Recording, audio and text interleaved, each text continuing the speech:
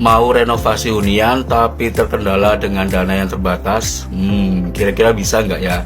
Tonton videonya sampai habis karena saya akan berikan tips pada kalian bagaimana caranya menghemat pengeluaran kalian ketika akan merenovasi hunian kalian. Tonton videonya sampai habis ya teman-teman.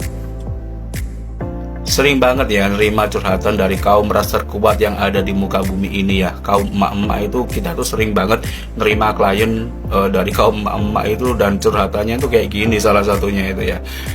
Mas Pak, ini kita ada dana sekitar 20 juta, tapi kalau bisa ya, kita mau renovasi ruang tamu, ruang tengah, ruang keluarga, dapur, dan kalau bisa itu lantainya diganti, plafonnya juga Pak, kalau bisa Pak, kita udah bosan sama modelnya. Kita menghela nafas dan langsung kita jawab ya, Bu, berantem Bu. Memang susah ya kalau ngelawan ras paling terkuat yang ada di muka bumi itu, kita nggak bisa menang ya. Tapi ingat ya teman-teman, bahwa ada beberapa cara bagaimana untuk menghemat pengeluaran kalian ketika kalian mau renovasi hunian kalian. Apa aja caranya? Once again ya, tonton videonya sampai habis. And let's talk about it. Yang pertama, renovasi rumah kalian secara bertahap. Nah, kalian harus memprioritaskan ya bagian rumah mana yang akan direnovasi.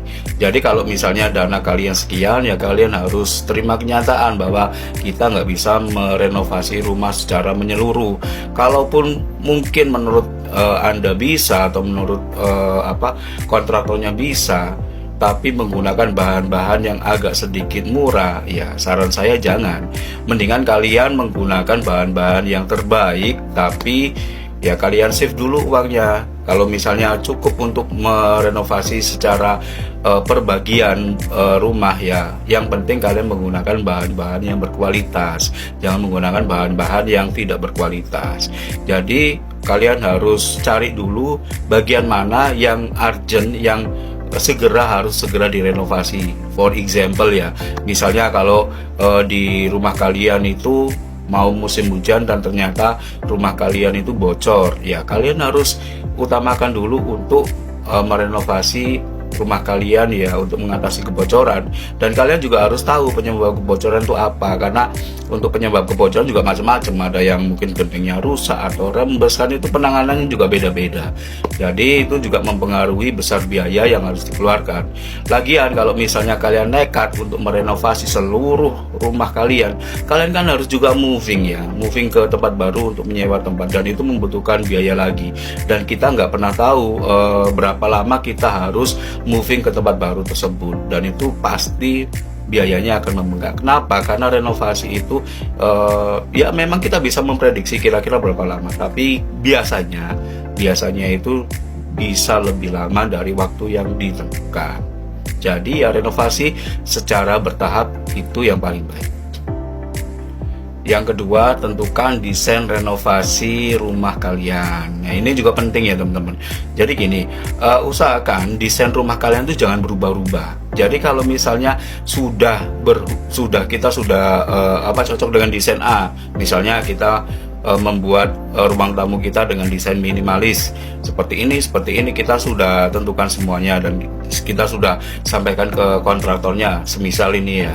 Kemudian di tengah jalan kalian kok ngerasa nggak puas dan kalian pengen mengganti desain, nah itu juga akan membengkak biayanya teman-teman. Jadi kalau misalnya menggunakan desain A dan sudah disetujui dan kalian juga mau dengan desain A, jangan sampai di tengah perjalanan ketika renovasi kalian harus merubah desain.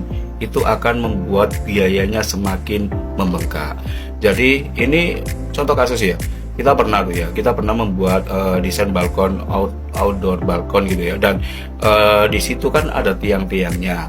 Nah, tiangnya ini awalnya kita sesuai dengan desain yang kita berikan, tapi ternyata di tengah jalan si pemilik rumah ini meminta desain tiang yang lain dan kita harus merubahnya, dan kalau merubah itu juga akan memakan biaya. Jadi kalian harus benar-benar tetapkan desainnya seperti apa dan jangan sampai dirubah sebelum selesai, karena itu benar-benar memakan biaya yang lumayan banyak. Kemudian upah jasa tukang. Nah, ini adalah salah satu yang penting ya teman-teman ya, very very important ya. Jadi upah jasa tukang itu terbagi menjadi dua biasanya.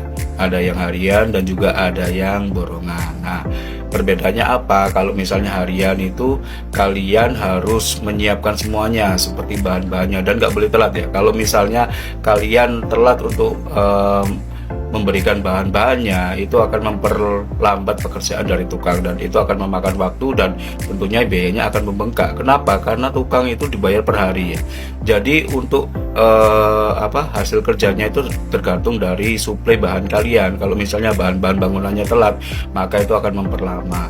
Dan juga kalian harus paling nggak ngerti lah tentang renovasi yang akan dilakukan. Maksudnya kalian paling tidak itu kalian harus ngerti konstruksinya kayak gimana. Semisal kalian mau membongkar plafon, kalian juga paling nggak tahu, oh iya yang dibutuhkan itu apa aja, bahan-bahannya apa aja, itu kalian harus direpotkan. Sedangkan kalau borongan itu semuanya sudah menjadi tanggung jawab dari arsiteknya, jadi kalian tinggal duduk manis saja. Tapi biasanya kalau borongan ini tentu harganya lebih mahal dibandingkan dengan harian, tapi nggak beresiko karena semua resiko sudah ditanggung sama arsiteknya.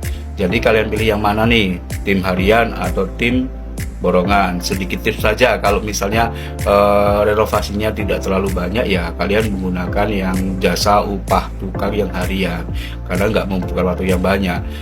Dan juga kalau misalnya harian itu kita bisa memantau secara langsung ya. Gunakan barang-barang dekorasi yang second tapi masih berkualitas. Nah, ini juga salah satu cara untuk menghemat pengeluaran kalian ketika kalian melakukan renovasi. Jadi kan di setiap daerah-daerah itu kan pasti ada pasar-pasar yang menjual barang-barang bekas tapi itu masih layak untuk dipakai. Nah, kalian bisa berburu di sana. Kalian cari barang-barang dekorasi semisal kayak kursi ataupun meja ataupun yang lain.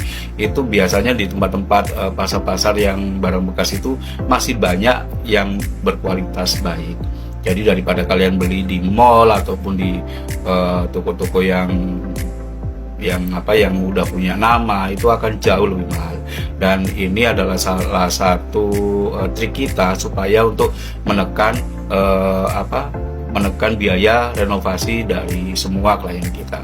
Tapi kalian harus pintar-pintar ya memilih. Kalian harus benar-benar perhatikan secara detail bagian-bagian dari barang yang kalian beli di pasar tersebut. Jangan sampai kalian udah sampai rumah terus dicek ternyata barangnya ada yang cacat. Ini kalian harus memilih kontraktor yang dipercaya. Ya, banyak sekali kasus ya dimana ketika renovasi sedang dilakukan akhirnya kontraktornya lari, pemborongnya lari, pekerjaan masih banyak tapi udah ditinggal sedangkan uang udah dikasih. Kalian harus benar-benar cari kontraktor yang bisa dipercaya supaya kalian nggak ditipu. Jadi kalau ditipu kan juga kasihan, udah dana terbatas, dana dibawa lari sama kontraktor. Jadi jangan sampai kalian menggunakan jasa kontraktor yang tidak kalian tahu sebelumnya. Nah, kalau misalnya kalian mau renovasi bangunan, kalian juga bisa menghubungi saya nih ya. Insya Allah saya adalah salah satu orang yang insya Allah akan amanah. Jadi kalau misalnya ada keperluan untuk renovasi rumah ataupun renovasi apa aja gitu ya, kalian bisa DM saya, kalian bisa hubungi saya. Nanti akan saya berikan harga yang spesial lah buat kalian ya. Yang paling penting juga kami juga menyediakan tukang-tukang yang kompeten di bidangnya.